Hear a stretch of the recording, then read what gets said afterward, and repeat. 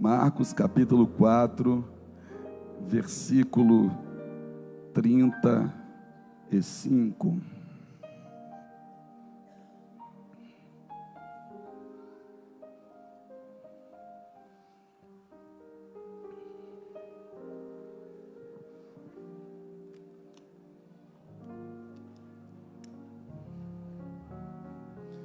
Marcos 4, 35.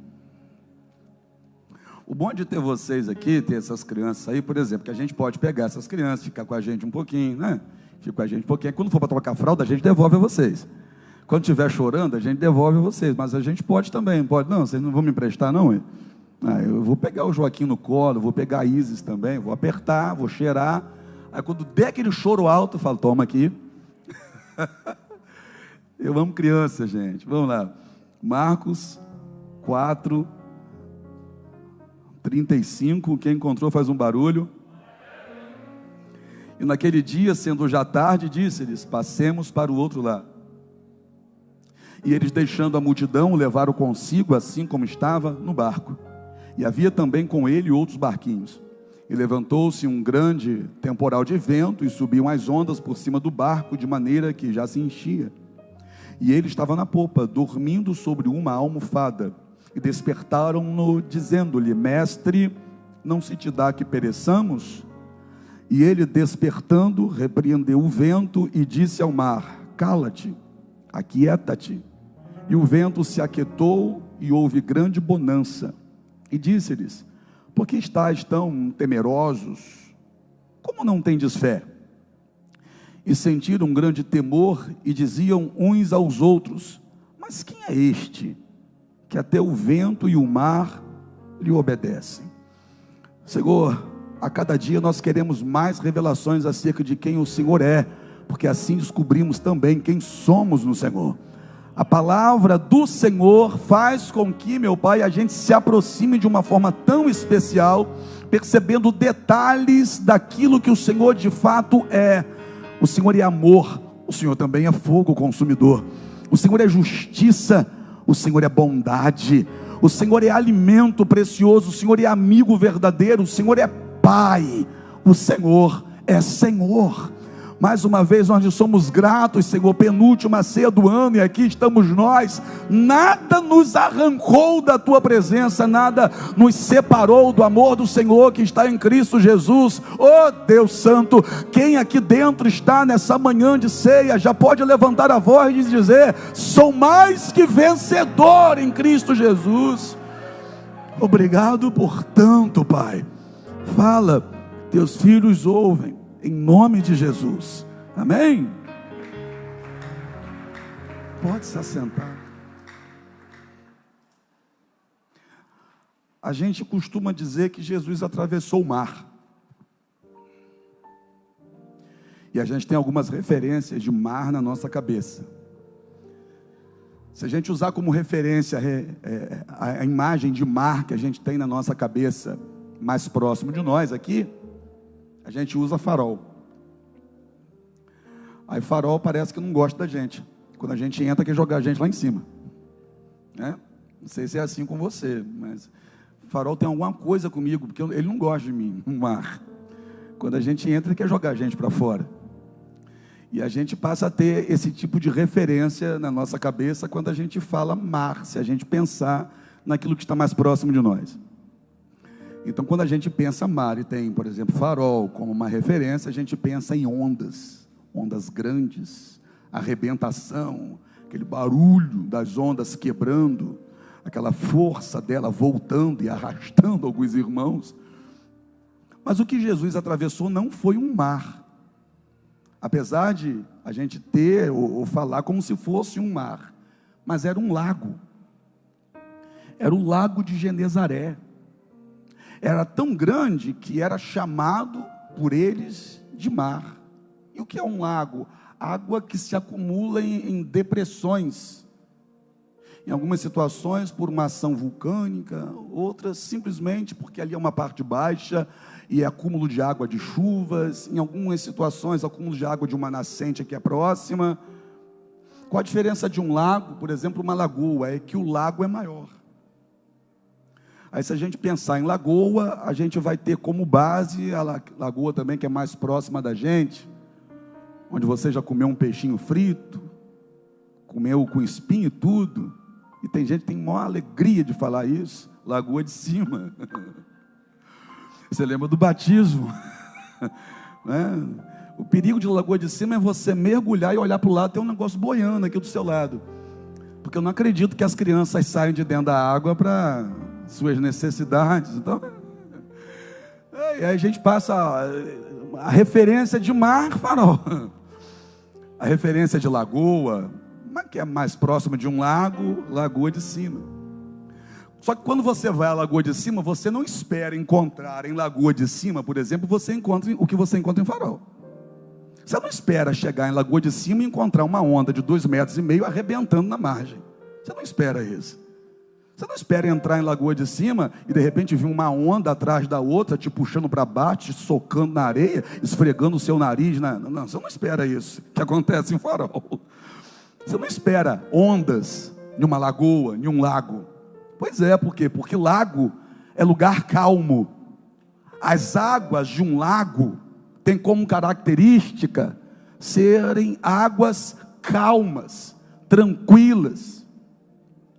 Quem sabe alguma área da sua vida também, calma, tranquila. Eu não espero onda em Lagoa de Cima. E aí que está o problema. Eu não esperar e de repente aconteceu o inesperado. Eu não estou esperando, porque se eu entrar em Farol, eu já vou entrar preparado, firmar bem as pernas.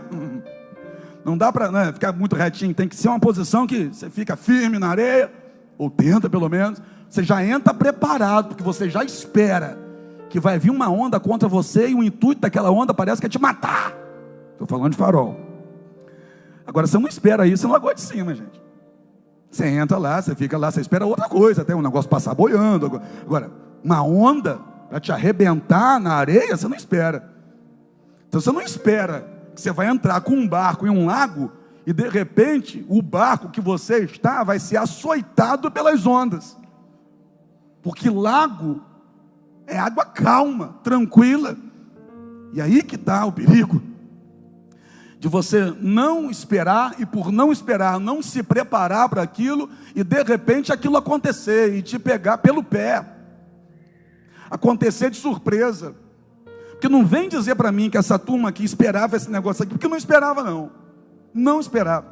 Se eles esperassem que isso aqui fosse acontecer, eles teriam questionado a ordem de Jesus lá na praia. Jesus estava 3 dias com eles, multidão e eles, ensinando sobre fé. Jesus estava pregando, falando sobre parábola do grão de mostarda, da semente. O tema daquela conferência profética que Jesus fez à beira daquele lago foi fé. Aí no final de 3 dias que ele está numa conferência profética, pregando o tempo todo sobre fé, Jesus chama os discípulos e diz: passemos para o outro lado. 3 dias de conferência, e Jesus ainda vai dizer para eles: passemos para o outro lado. E olha a hora que era, tarde. E naquele dia, sendo já tarde, remete a quê? Eu preciso descansar. Já era tarde, é hora de descansar. Já era tarde, a gente volta amanhã. Já era tarde, amanhã a gente faz isso. Não. Jesus diz: olha, passemos para o outro lado. E dentre esses discípulos haviam os pescadores. Os pescadores que conheciam de vento, de barco, de água, daquele lago. E não há neles, ou da parte deles, nenhum tipo de reação negativa à ordem que Jesus está dando. Não há uma tentativa de argumentar que deixar para outro dia seria melhor, porque o vento parece que está meio estranho, tem uma nuvem. Não, eles não falam nada. É sinal que o tempo estava favorável. Tempo favorável, é um lago, águas tranquilas. Não tem nada que pode dar errado. Aí eles entram, e quando eles estão no meio, o inesperado acontece. Um inesperado e extraordinário. Por quê? Porque que lago é esse que começa a ter onda tão grande a ponto da água entrar no barco? Um vento contrário que não consegue se explicar. Que vento é esse? Uma luta no casamento que não dá para entender que luta é essa. Um problema financeiro que você não consegue entender. Como é que eu não consigo sair disso? Um problema com o filho do nada. O filho, quem sabe, até poucos dias estava super bem, de boa, tranquilo. E agora se tranca no quarto, não se abre para um diálogo. Você sabe que tem alguma coisa errada. E do nada começa a acontecer coisas que você não se preparou para viver. É quando um filho que chega para você e diz: olha, pai, eu acho que eu tenho que te revelar uma coisa. E a sua antena já liga e fala: meu Deus, o que esse menino vai falar? E não era o que você gostaria de ouvir. Não era. Você preferia, quem sabe, ser surdo do que ouvir algumas coisas. Que vento é esse? Eu não esperava isso. Sempre fui um bom pai, sempre fui uma boa mãe. Eu não esperava isso. Esse lago da vida sempre esteve tão tranquilo. Essas águas sempre estiveram tão tranquilas e sujeitas à minha navegação. Eu sempre naveguei por aqui, de um lado para o outro, de uma forma tão fácil. E por que aquilo que para mim era fácil, de repente, em uma noite, se torna algo que parece ser impossível de vencer? Ficou tudo agitado. Tudo agitado. Estava tudo tão bem, de repente ficou tudo de perna para o ar. O que está acontecendo? Você imagina quando o vento começou a soprar diferente, aqueles discípulos olhando um para o outro, sem entender nada, perguntando: o que está acontecendo? O que é isso que está acontecendo? Eu nunca vi uma coisa dessa acontecer. Aqui nesse lago, o que é isso? Por que isso está assim?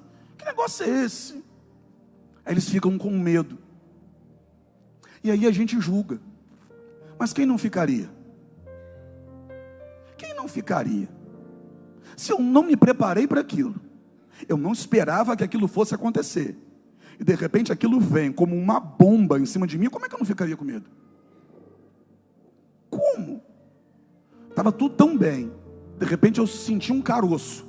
Aí fui fazer exame, o médico pediu biópsia. Como é que fica tranquilo? Estava tudo tão bem, estava tudo tão tranquilo, estava suave a navegação. De repente, assim, do nada, esse vento contrário, essa força da água. E tem uma coisa: vento a gente não controla, força das ondas a gente não controla.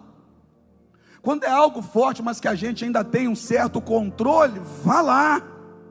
E aquilo que a gente não controla? E tem coisa que se levanta na nossa vida que a gente simplesmente não controla. Aí dá mais medo ainda.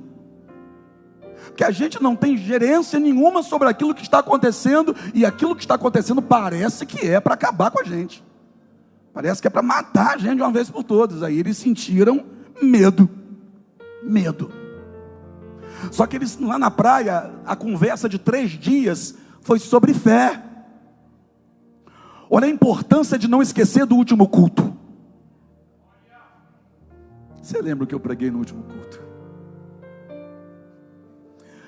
Que talvez aquilo que eu preguei no último culto, naquele momento, não tinha muito a ver com a sua realidade. A sua realidade daquele dia. Mas talvez tenha tudo a ver com a realidade que você está vivendo hoje.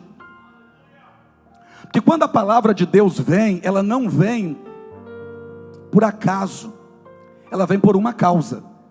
Ou está ligado àquilo que eu já passei e Ele quer me curar, está ligado àquilo que eu estou passando e Ele quer me fortalecer, ou está ligado àquilo que vai acontecer e Ele quer me preparar. Nada é por acaso nesse reino onde o rei tem um controle. E aí? Você lembra da palavra do último culto? Foi para te curar do passado, te fortalecer no presente, ou te preparar para o futuro? Porque eles ouviram 3 dias Jesus pregar sobre fé. E agora? E agora eles precisam disso. Eles vão precisar de fé. E agora eles estão com medo. Você esqueceu do último culto? Não lembra da conversa do último culto? O último culto na praia foi sobre fé. E agora você está no meio do lago, o barco parece que vai quebrar, o vento é contrário, a água está entrando no barco, você não tem forças para lidar com isso, e quando você não tem forças para lidar com isso, o que você precisa ter é fé. Onde a força não resolve, é a fé que dá jeito. Lembra do último culto? E no último culto, quando o culto terminou, Jesus liberou uma palavra no final do culto. E no final do culto, Jesus olhou para estes e disseram assim: passemos para o outro lado. Aí tem tempestade no meio, mas lembra da palavra do último culto. Mas o vento está contrário, é para me empurrar para trás. Mas lembra da palavra do último culto. E na palavra do último culto, Jesus disse: nós vamos passar. Nós vamos chegar do outro lado. Nós vamos conseguir colocar os pés lá. Lembra, pelo amor de Deus, lembra da palavra do último culto? Ou estava vendo a mensagem no WhatsApp? Lembra da palavra do último culto? Ou estava preocupado com a irmã que veio com cabelo diferente? Lembra da palavra do último culto ou não? Se não lembra, dá do último. Se esforça para lembrar de hoje. Que vai que você precisa dela amanhã. Passemos para o outro lado. E Jesus dormiu, gente. Jesus dormiu. Aí quando você está precisando que Jesus esteja acordado, você olha para Jesus está dormindo. É interessante. Essa noite a gente foi para Petrópolis, eu fui levar ela para pregar. Quando só estamos eu e ela dentro do carro, que é quando eu mais preciso que ela esteja acordada, eu ligo o motor, ela dorme. Eu aperto o botão, o carro liga, ela olha, já foi. Antes de passar no primeiro quebra-mola, já era, irmão. A cabeça já está assim de lado. Isso quando estamos só eu e ela no carro, que é quando eu mais preciso. Aí ontem nós levamos uns irmãos conosco. E você acredita que ela quase não dormiu? Ontem que tinha gente no carro dialogando comigo. E tinha um no carro que estava puxando assunto sobre tudo. Eu acho que ele estava com tanto medo, mas tanto medo de eu dormir, que ele estava... Se eu ficasse 2 minutos quieto, ele já puxava o assunto. O medo de eu dormir. E ela acordadinha. Aí os discípulos estão no barco com Jesus.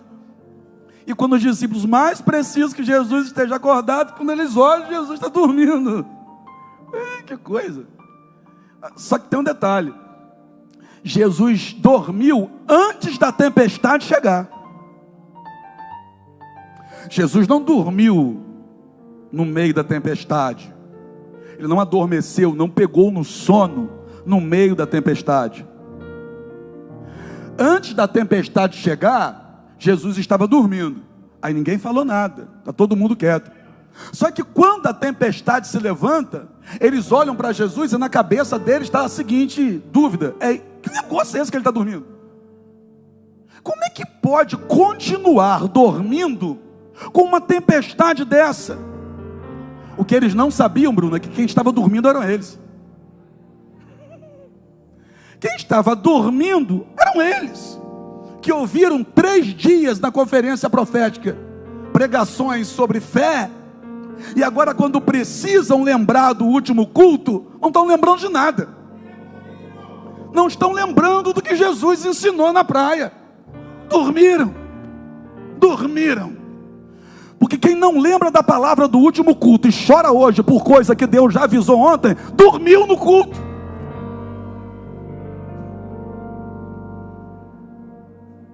Após meu pé está doendo, será que é o quê? Irmão, você está dormindo no culto? Você não ouve as palavras aqui não? Após se levantaram contra mim lá no trabalho, eu não estou aguentando, eu faço o quê? Faz o quê? Todo culto eu falo. Após na minha família se levantou um vento. Como que eu ajo? Eu preciso fazer um gabinete urgente. Por quê? Por causa do vento que se levantou no meu trabalho. Pera um pouquinho. Gabinete urgente por causa do vento que se levantou no seu trabalho. Se todo culto eu falo isso. Você dormiu, só pode. Apóstolo, eu estou com problema no casamento. Qual é o problema? Não, meu marido... Para um bocadinho, em todo culto a gente fala isso. Você estava onde? Você dormiu no culto? Você dormiu? Apóstolo, meu filho, para um pouquinho. Todo culto a gente também cita a família aqui. Todo culto aqui a gente fala sobre fé. Então onde é que você estava? Quem dormiu não é Jesus. Quem dormiu foi você. Você dormiu. Apóstolo, eu estou com um problema. Eu estou jogando. Eu perdi meu dinheiro no jogo. Você estava onde nos últimos cultos? Me atende urgente, porque eu estou perdendo dinheiro no jogo. Espera aí um pouquinho. Você estava onde nos últimos cultos? Você dormiu? Apóstolo, que palavra é essa? É para quem estava dormindo acordar.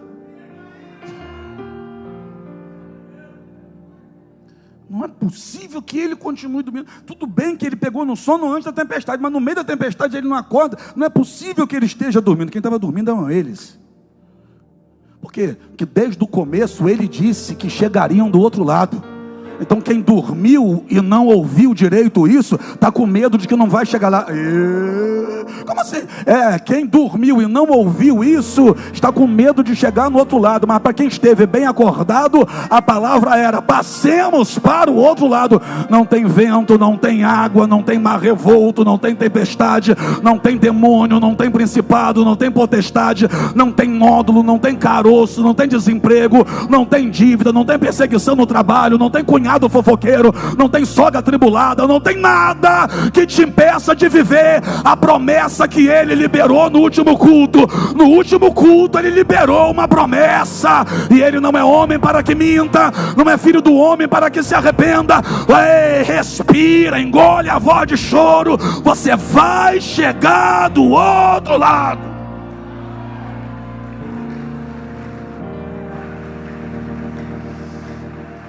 Agora vamos lá. Por quê? Porque Marcos diz o que Lucas, por exemplo, que narrou a mesma história, não disse. E o que Marcos falou? Marcos disse assim, e havia outros barquinhos com eles. Perceba, havia outros barquinhos, mas onde? Atrás. Porque quem anda perto de Jesus sempre vai estar na frente. Os outros barquinhos, Velber, vinham atrás. Então tem um barco com os discípulos e com Jesus, e tem outros barquinhos com eles, que vêm seguindo. Aí o estranho dessa história é que a Bíblia não vai dizer que quem estava no barquinho estava desesperado. Que coisa! E no barquinho deles, Jesus não estava. Jesus não estava no barquinho deles, mas em nenhum momento a Bíblia diz: e eles dos barquinhos ficaram apavorados e desesperados. Não. Quem ficou apavorado e desesperado? Quem estava com Jesus no barco. Apóstolo, como assim? A gente tem o que eles não têm, e quando sopra um vento na nossa vida, a gente entra em desespero. A gente tem no barco da nossa vida alguém que eles lá fora não têm, e quando vem um vento contrário, a gente entra em desespero. Eles estão olhando para a gente e esperando ver na gente confiança, fé, postura. Mas aí eles olham para alguns e veem que na sua vida, porque soprou um vento, você está mais desesperado do que eles, que nem no culto vem. Você fica por vezes mais desesperados do que eles, que nem estão com Jesus no barco. Porque o que eu vejo de postagem de crente, com carinha de choro, vou dizer de novo, posta lá, se sentindo triste. Quer uma coça de cinto para ver se reage? Só não posso, porque senão minha calça cai. Mas dá vontade. Hoje estou mal. Parabéns por dizer isso para o diabo. Mostrar para ele que ele está conseguindo. Está com dor. Aí posta a cara de sofrimento. E eu não consigo entender. Vocês desculpa. Está com dor? Vai orar. Você não precisa postar no Instagram que está com dor para Jesus ver, não. Jesus vê no seu cantinho de oração, não é na sua postagem no Insta. Aí faz um stories com cara de sofrimento. Se faltar lágrima, até bota água aqui para escorrer, para ficar mais convincente. Você que está com Jesus no barco está em desespero. E tem gente que está lá fora, que nem Jesus no barco tem, e está postando que é sorrindo. Para de dar moral para o diabo. Aí eles percebem que há para eles uma possibilidade. Qual? Chamar Jesus. Jesus dormiu antes da tempestade. A tempestade chega, Jesus não acorda. E agora? Agora eles precisam fazer alguma coisa, porque eles estão tomados pelo medo, eles estão desesperados, porque eles estão vendo as ondas do lago. Onda no lago. E as ondas no lago estão cobrindo o barco. E tem água já, muita água, dentro do barco. Os outros barquinhos, não sei o que está acontecendo, mas a Bíblia está revelando o desespero de quem está com Jesus dentro do barco. Olha que coisa. Aí o que eles vão fazer? Aí eles vão até Jesus. Se eles vão até Jesus, é porque eles não estavam onde Jesus estava. Apóstolo, o que é isso? É que essa tempestade, por vezes, é para te ensinar a não ficar longe dele. Do jeito que o texto está posto, faz a gente entender que Jesus está de um lado do barco e eles estão em outra ponta. Aí vem uma tempestade que faz com que eles saiam do lado que eles estão para ir no lugar que Jesus está. Eu repito, tem tempestade que vem para nos ensinar a não ir para longe dele. Pergunta para o teu irmão: sabe onde Jesus está no barco? Fica distante dele não. Não espera a tempestade chegar para ir para perto dele. Desfruta dele na viagem da vida. Desfruta da companhia dele em dias bons. Porque se o dia mau chegar, você já vai estar de braço dado com ele. A tempestade serviu para quê? Para tirar eles de onde eles estavam no barco e ir para o lugar que Jesus estava. Aproximou eles de Jesus dentro daquele barco. Que coisa, está dentro do mesmo barco, mas está distante. Posso falar, sim ou não? Está dentro da igreja, mas está distante. Tem gente que é assim. Está dentro da igreja, mas está distante de Jesus. Está dentro da igreja, mas não está desfrutando do cheiro dele, do colo dele, da conversa com ele, do diálogo. Está dentro da igreja, dentro do mesmo ambiente que ele está, mas está olhando para outro lado que não é o lado que ele se colocou. Está longe dos pés dele. Aí eles vão clamar a Jesus: mestre, mestre, não se te dá que pereçamos, nós vamos morrer. O barulho do vento não fez Jesus levantar, o barulho da onda não fez Jesus levantar, a água dentro do barco não fez Jesus levantar, mas a voz de um aflito clamando fez Jesus se colocar de pé na hora. Na hora. Quando um aflito clamou, quando um aflito foi até ele e clamou por ele no seu momento de aflição, ele não disse assim: ó, volta outro dia, me liga depois, outro dia eu falo contigo. Não, ele levantou na hora. A voz da tempestade não fez ele se levantar, porque ele estava no controle da tempestade. Mas quando o aflito clamou, o aflito estava dizendo: assuma o controle da minha vida. Porque no controle da tempestade ele está, mas para estar no controle da tua vida é você que tem que liberar. Mestre, aí ele fica em pé. E quando ele fica em pé, ele repreende o vento e acalma o mar. Eu já preguei sobre isso aqui, não é essa a ênfase hoje, porque que ele repreendeu o vento. Mas o fato é que estava na hora, mais do que na hora, daqueles discípulos correrem até onde ele estava, ou, no nosso contexto, se aproximarem dele e pedir ajuda a ele. Perceba que o barco está no meio do lago, então ao redor do barco tem muita água, mas não importa o que está ao redor. O que faz barco afundar não é a água que está à sua volta, mas é a água que entra. Vai esperar mais mágoa entrar ou vai pedir ajuda a Ele? Vai esperar mais medo entrar ou vai pedir ajuda a Ele? Vai esperar mais desespero entrar ou vai pedir ajuda a Ele?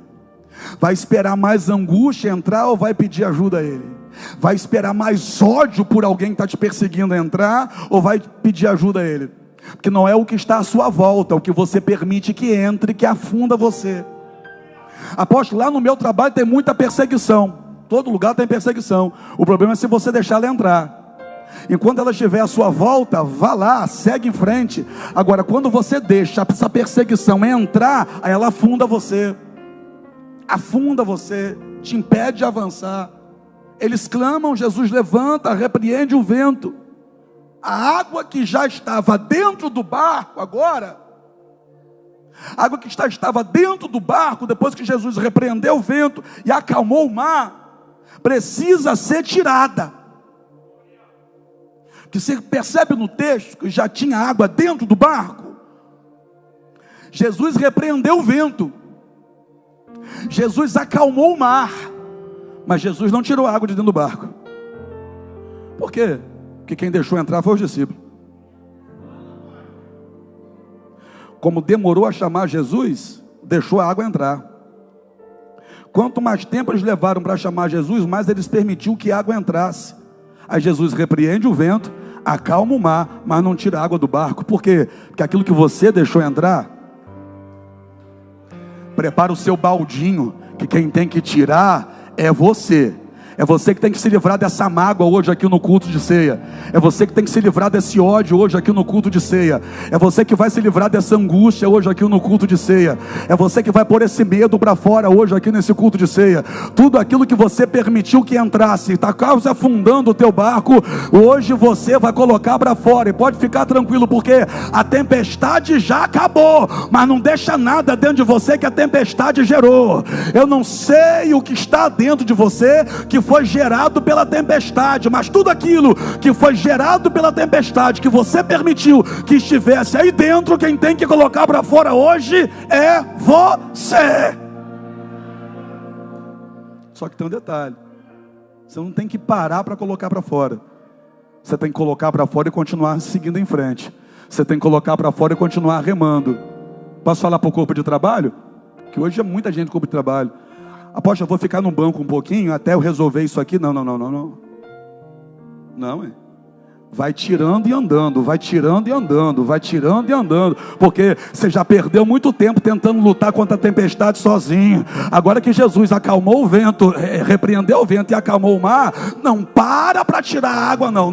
Vai seguindo em frente e tirando essa água, vai seguindo em frente. Apóstolo, mas eu não consigo. Consegue sim. O que você não conseguia era repreender o vento, o que você não conseguia era acalmar o mar. Jesus fez o que você não podia, para você fazer aquilo que só você pode.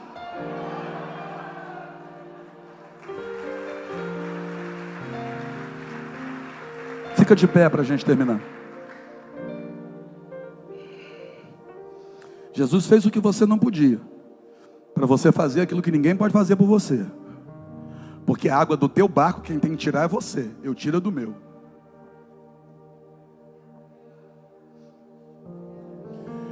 E nessas tempestades, quem sabe você permitiu que alguma coisa entrasse. Entrou uma mágoa de alguém, entrou um rancor. Você não pode olhar mais para fulano. Não aguento olhar para a cara dela. Uma crente só. Então vai dar ruim, por quê? Porque ela vai para o céu, e aí? Você vai querer ir para o inferno só porque não aguenta olhar para ela? Deu ruim agora, hein? Eu sei que nas tempestades algumas coisas entram, gente. A gente não queria que entrasse, mas entra. Quem sabe você não conseguiu evitar que entrasse, mas você pode evitar que continue. Pega o teu balde, começa a jogar essa água para fora. Você não evitou, não conseguiu evitar essa dor, mas você pode evitar que ela continue. Toma um remédio. Você não pôde evitar que o pássaro pousasse na sua cabeça. Ele veio, mas você pode evitar que ele continue fazendo o ninho dele crescer. Acaba logo com essa bagunça. Bota para fora isso, vai. Apóstolo, o vento está soprando ainda. Corre para Jesus. Porque o clamor de um aflito faz Jesus repreender o vento e faz Jesus acalmar o mar. Apóstolo, mas eu não devia estar aflito, né? Jesus se acerta contigo depois. Corre logo para ele. Porque depois Jesus vai confrontar os discípulos. Como ainda vocês não têm fé? Depois ele vai levar você para um cantinho e vai puxar a sua orelha. Mas primeiro ele vai repreender esse vento, vai acalmar esse mar e vai dizer para você: pega o balde e tira essa água daqui. Só que é o seguinte, a gente precisa ter a arte de continuar remando e tirando água. Mas como isso? Ou eu faço uma coisa ou outra. Ou eu remo, ou eu tiro a água. Porque para pegar o balde eu preciso soltar o remo. E para pegar o remo eu preciso soltar o balde. É aí que Deus coloca alguém do seu lado contigo. Porque quando você está tirando a água, tem alguém dizendo: conta comigo, eu estou orando por nós. Vambora, vambora meu marido, vambora minha esposa, vambora meu filho, vambora meu amigo. Vamos lá, eu vou te ajudar, vambora, vambora. Continua remando, eu estou te ajudando aqui, vambora. Continua, ó, continua tirando a água, eu vou remando aqui. A importância do outro. A importância de não se estar sozinho. Eu vou pedir os obreiros para passar com a ceia. Nós vamos adorando ao Senhor, meu irmão Hélio. Vamos adorando a Ele.